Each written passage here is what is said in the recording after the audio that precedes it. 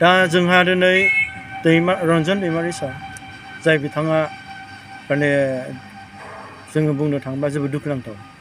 दा बिथाङा दिनै जोंनि भारतजों एबा सिगनेटारि हिसाबै माने बिटिआर एकर्ड शान्ति गोरोबथाखौ बानायबाय थेवब्लाबो बिथाङा दिनै जेलाव थांफिननांबाय एबा लाइफ इमप्रिजनमेन्ट मोनबाय बे भेरि आनफर्चुनेट मानो होनोब्ला जोङो दिनै बिजिरनानै नायबाय international court of justice united नेशन्सआव मोनसे रुल्स दङ बे जाय बिथाङा माने रिभलिउसनारि एबा दिनै जाय बिथांमोना माने प्रिजनार्स अफ वार्स होननानै बुङो मोनसे हादोरजों मोनसे हादोर दावहा नाङोब्ला बै सुक्ति जानायनि उनाव एग्रिमेन्टनि उनाव दिनै बिथांमोना गफिनो एक्सचेन्ज प्रिजनार्स अफ वार्स होनना बुङो दिनै बिथाङा बे मोनसे आयेननि बादियै बिथाङा जास्टिस मोननो थाङाखै दिनै जोंनि भारतनि आयेनाव एबा भारतनि जि मोनसे कर्ट दं बे कर्टनि गेजेरजों बिथाङा जि शान्ति सुक्तिनि गेजेरजों इन्टारनेशनेल कर्ट अफ जास्टिसनि बादै रुल्स मथे बिथाङा दिनै जेलनिफ्राय गनांगौमोन बिथाङा दिनै गनो मोनाखै बेयावहाय जोङो बुंनो थाङोब्ला जोंनि आसाम गभर्नमेन्ट एबा बुंनो थाङोबा जोंनि आसामनि मेलेमजिबि एन्टि बर' एन्टि ट्राइबेल बिथांमोनजों आरो कर्टनि माखासे माबाफोरजों नेक्सास दङ होननानै जों सानो मानोबा बे जोंनि ट्राइबेलखौ नासयनाया माने जोंनि न्यायनि गेजेरावल' नङा गोबां पुलिस डिपार्टमेन्टआवबो गोबां माने इभेन नों माखासे अफिसफोर सार्कोल अफिसफ्राव दिनै जागासिनो दं सिङाव गोबां माने गाज्रि समस्या जागासिनो दं दा जोङो BoNSUजों लोगोसे NDFBजों लोगोसे जों माखासे आन्डारस्टेन्डिंनि गेजेराव जों मोनसे सलिडारिटि देखायनो थाखाय एबा गभर्नमेन्टखौ जोंनि खुद्रिनायखौ दे रन्जन दैमारि सारा जि मोनसे न्याय मोननांगौमोन हाइकर्टनि जास्टिस बादे इन्टारनेशनेल नर्म्स बादे बिथांनि मोनैखौ जोङो दिनै फोरमायनाय जादों आरो बिनि गेजेरजों स्ट्रं मोनसे मेसेज हरदों बे गुवाहाटि हाइकर्ट बादिया दिनै सासे मोननांगौ माने न्याय बेखौ होनो हायाखैब्ला जों बोरै बिथांमोनखौ फोथायनो जोंबो बिनि एगेन्स्टआव जोंबो गसंगोन जोंबो दिनै बन्द होगोन नैबेनि गेजेरजों चेलेन्ज खालायनाय जादों दा बेयावहाय जोंहा दिनै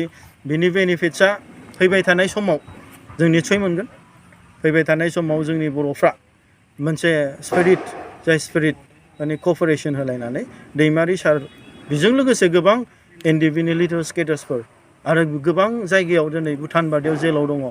आरो बेजों लोगोसे गोबाव सम सोमावसारनाय NDFB बिथांमोन 34 years जाय बिथांमोना दासिमबो रिहेबिलिटेसन मोनाखै जाय बिथांमोना दासिमबो थांनानै थानायनि अबस्था मोनाखै आरो जाय बिथांमोना दासिमबो जेलाव दं गथ' गथायनि मोखां नुवाखै बिसि फिसानि मोखां नुवाखै बिथांमोना जास्टिस मोनगोन बिनि सायावहाय जों BoNSUजों लोगोसे गासैबो आफादफोरखौ लानानै माने फैबाय थानाय समाव माखासे प्रसेसनि गेजेरजों माखासे सावरायनायनि गेजेरजों जोंनि गभर्नमेन्टनि थ्रुयैबाबो गभर्नमेन्टजों लाफानानैबाबो जास्टिसखौ होनायनि पलिसिखौ जों लालांगोन आरो बे फरायसा आफादा दिनै क'क्राझार जिल्लानि सिङाव थानाय जोंनि जमदुवार खोन्दो एबा आनसलिक कमिटि बिनि सिङाव थानाय जोंनि बे खासियाबारि खोन्दोसाखौ जों दाफुंबाय जायखौ जों इउनिटि होनना बुङो दा बे हाबाफारि बादियै जोंनि बे ओनसोलनि गासैबो रायजो राजा मेलेमजिबि बिथांमोना फैनानै बाहागो लाफैदों आरो बिनि गेजेरजों गोबां जोंनि लाइमोनफोर एबा जोंनि खोन्दोसाखौ दायथ' लानो फैनाय एबा बर'फोरनि देरसिन सिमां आलादा रायजो सोरजिनायखौ जाफुंसार होनो थाखाय बिथांमोना खमावबाबो 32 जन दिनै बिबान लाफैबाय जों गोसोखौ मोजां मोनदों आङो जाहाथे जोंनि लाइमोनफ्रा बे जोंनि थांखिखौ दासिमबो नागाराखै एबा जोंनि थांखि मुंख्लंफोरनि थांखि एबा जोंनि बर'फोरनि देरसिन सिमां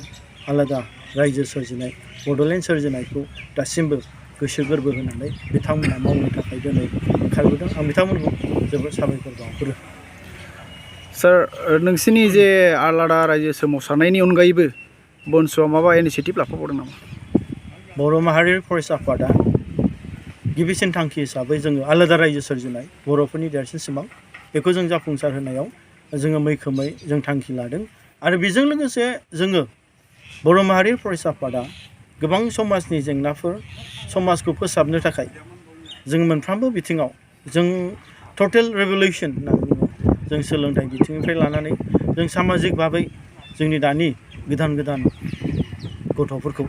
जिथु डिसिप्लिन एबा जोंनि रेसपेक्ट एबा गार्जेनफोरखौ मान होनाय फुराना जोंनि रेभलिउसनारिस दैदेनगिरिफोरखौ सनमान होनाय सोलोंनाय बेफोरबायदि हाबाजों लोगोसे आरो जोंनि दानि गोदान जोंनि लाइमोनफोर जाय लाइमोनफ्रा दिनैसिमबो वर्क कालचारजों दिनै सोमोन्दो गैला गोबां जोंनि बर'फोरनि हा हुफ्रा ओरैनो गोलैसोनानै थायो जाहाथे बैफोरावबो जोंनि बनसुनिफ्राय जाहाथे माने बिथांमोनहा माने एग्जाम्पोल हिसाबै जोंनि माखासे लाइमोनफोरनि थाखाय खामानि मावलांनो हागोन बेयावबो जोङो दिनै नोजोर बोगोन आरो बेजों लोगोसे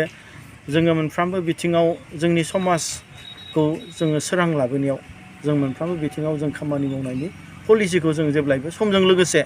जों पलिसिखौ लालांबाय थागोन